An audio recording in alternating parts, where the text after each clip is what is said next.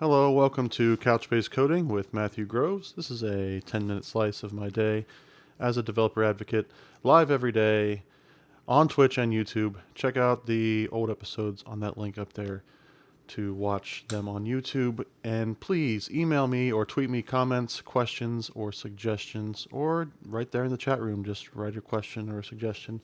I would absolutely love to hear from you if you're getting any value out of this show.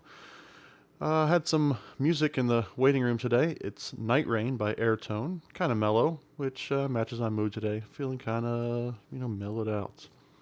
So, going to look at some .NET Core stuff today.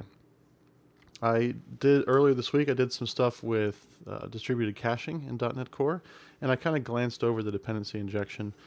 And since there was just a release this week, a minor version I think, but still there's been a release of that library, I thought we would walk through a simple example of that totally from scratch. So I've got my Couchbase Enterprise Beta 5.5 running here with just one bucket now, travel sample bucket.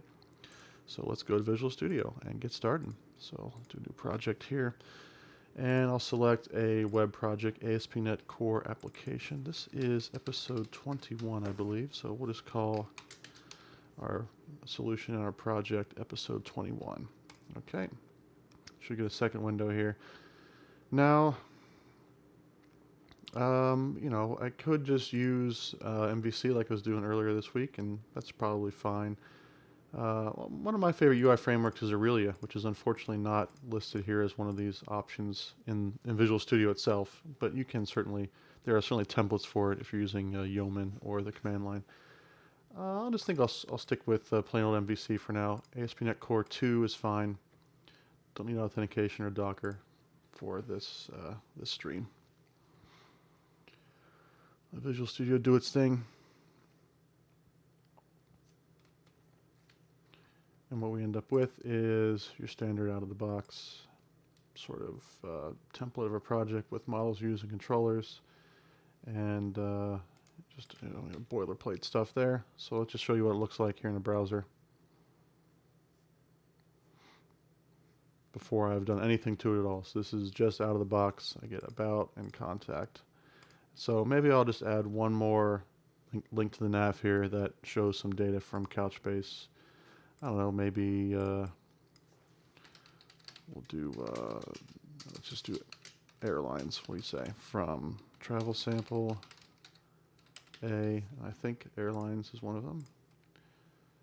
So, yep, right here. Oh no, that's route, airport, landmark, hotel, airline, yep. So say where a.type equals airline, and we'll limit it to, I don't know, 20. Yeah, let's just do 20. So that's the query I'm going to run and just show, I don't know, some of this data, like maybe the name and the country and the call sign. Why not? And the key. Seems like a good set of data to show. Just output this to a web page pretty much, just like that. All right. So back to Visual Studio.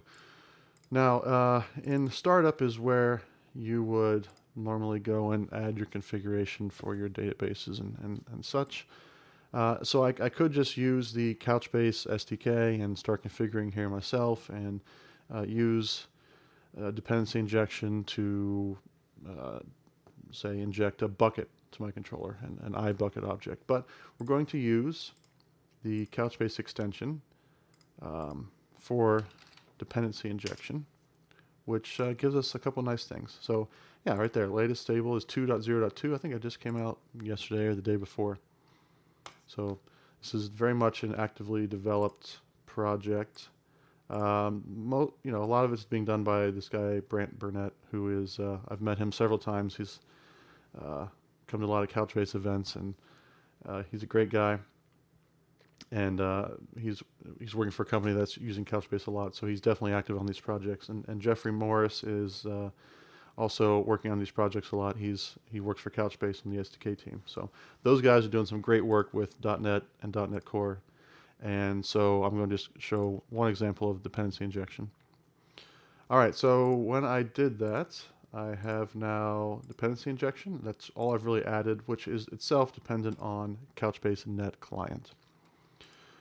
All right, so here in configure services, we've got MVC. So before MVC, I'm going to do services. I'm going to add Couchbase. This is really it. This is adding dependency injection to ASP.NET Core, which is an extension method on this iService collection. And you can hard code this, or you can also just pull in configuration from configuration file, which if we look over in program, we'll see that the config, oh, it's not there. Where is that defined? Oh, I thought you had to define the actual file name, but maybe that's not the case anymore. Appsettings.json is where that would be. So I could, for instance, put, if I can find a sample over here somewhere. Yeah, right here. I could make a section called Couchbase, right? Is that what I called it? Back to startup.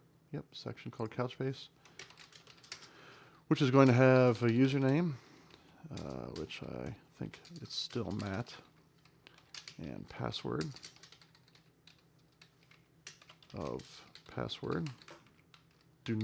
Absolutely do not use credentials like that in production. And connection string, Couchbase localhost. I think that'll work.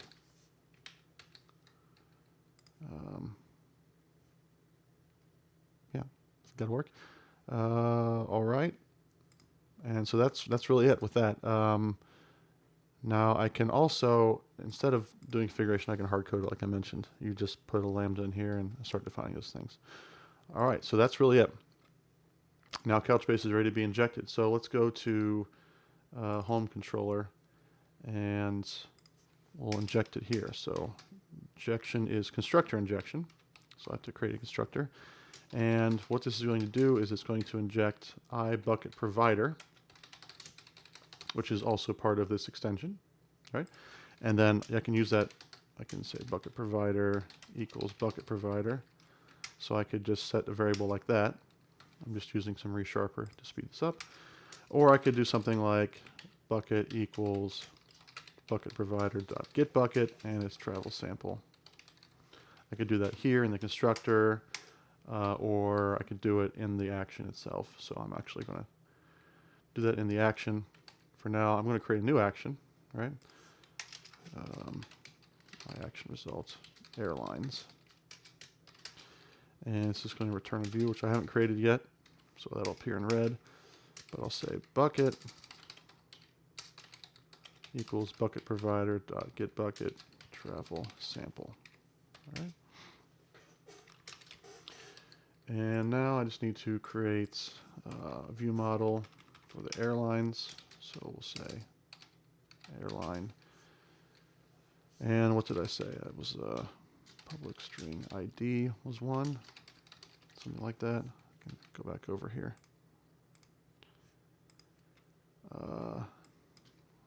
Yeah, ID name country call sign. Public string name. Being lazy with my copy and paste here. And call sign. I'm not sure what call sign even means, but it's in there, so we'll return it. All right. And so then I'm going to create a query. Well, create some nickel here first. I'll just paste that from over here.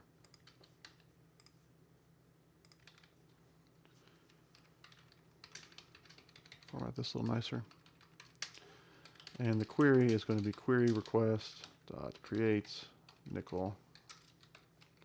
And I don't really need to set any sort of scan consistency. The default is fine because I'm not actually doing any writing at this point. So keep it nice and neat there. And the results will be coming back from the bucket query of query, right? But I want to return those as airlines. It's going to be a collection of airlines.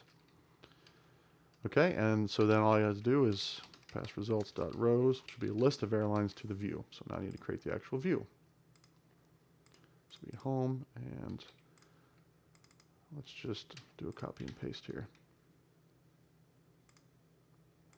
Maybe copy, paste. And this will be what I call airlines, airlines. And so this will just be, I'm just going to hard code this as airlines. And I know the model coming in is list of airline. So then we'll loop through for each airline in model. Oh, I suppose we can make this a table, and I think this is using Bootstrap, so, whoa, what happened there? Okay, I'm just going to pretend that didn't happen. I'm not sure what that error was. Any of you have any ideas? Post it in the comments, please. So this will be airline.id, call sign, country, and name. And I'll put some headers in this table as well. This will be TH.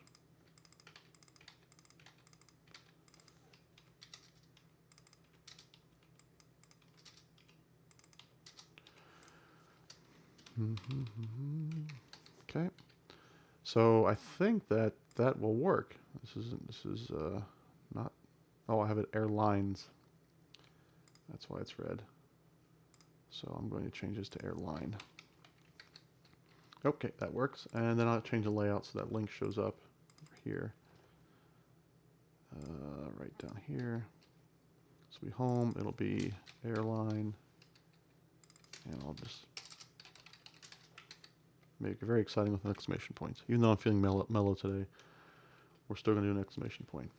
Let's see if that works. I didn't screw anything up.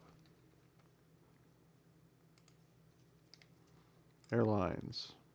Look at that. It works. So there's 25 airlines, the IDs. I'm pulling it in there. So the thing I'm demonstrating here is that this bucket provider is being injected from this configuration here, where we're saying get the configuration, connect to Couchbase, use the credentials I provided, and inject it into home controller. So I could also turn around and create another controller and also have iBucket provider injected in there. So that's pretty cool. There's one more cool thing with this though, and I'll just demonstrate it really quickly. Is I could create an interface to simplify this a little bit. Because what I have to do here is I actually have to say, get me the bucket with travel sample, and there's the reasons why this might be a problem. Maybe there's only one bucket I want to expose, or I'm worried about typos or strong typing or whatever. So another approach I can take is, I can create an interface. I'm going to call this iTravel sample bucket provider. And this is kind of just like a marker class. And this is going to inherit from iNamed bucket provider, which comes from the dependency injection here. And there's going to be nothing in it, literally nothing in there. Back to startup. So I've got this add Couchbase configuration. I'm going to just sort of tack onto this in a fluent way, add Couchbase bucket of the type I just created, iTravel sample bucket provider. And I'll specify the bucket name here, travel sample. All right, and then if I go back over into my home controller, I'll change this from iBucket provider to iTravel sample bucket provider.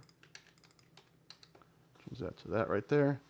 And so I could, instead of saying get bucket with the travel sample, I'll just say get bucket. Okay, run this again. And it should be the exact same thing. But it's a little more strongly typed, I guess. You don't have to pass that name of the bucket around as a string. So there you go. Very exciting list of airlines. All right, well, we're at 16 minutes here. So that is the basics of the dependency injection with Couchbase. I wanted to show you something else while I was here. Maybe I'll just go to Twitter and get there from through Twitter. So I mentioned Brant Burnett, and he is here on Twitter, of course. Brant Burnett. It's like BT Burnett 3. There he is. This is the guy. You should definitely follow him. He's a software architect, uses Couchbase, works for a really cool company. Has a blog here, btburnett.com, and he just posted a blog post, I think today, about another Couchbase extension, which I don't have time to get to, but it's a DNS discovery extension. So this is useful for certain configurations where you may not exactly know the IP address and you want to use a DNS to set up discovery with an SRV record to find your Couchbase cluster. So definitely check this blog out, btburnett.com. He's doing some great stuff with this Couchbase extensions, especially if you're into .NET. This is the guy you want to follow. All right, well, that's it for today. Let me know what you think about the hold music. If you have suggestions for new hold music, let me know. I'll put them in the next episode. If not, I'll just find some other, public domain, royalty-free music that I like and play it in the next episode. All right, thanks for watching. We'll see you tomorrow.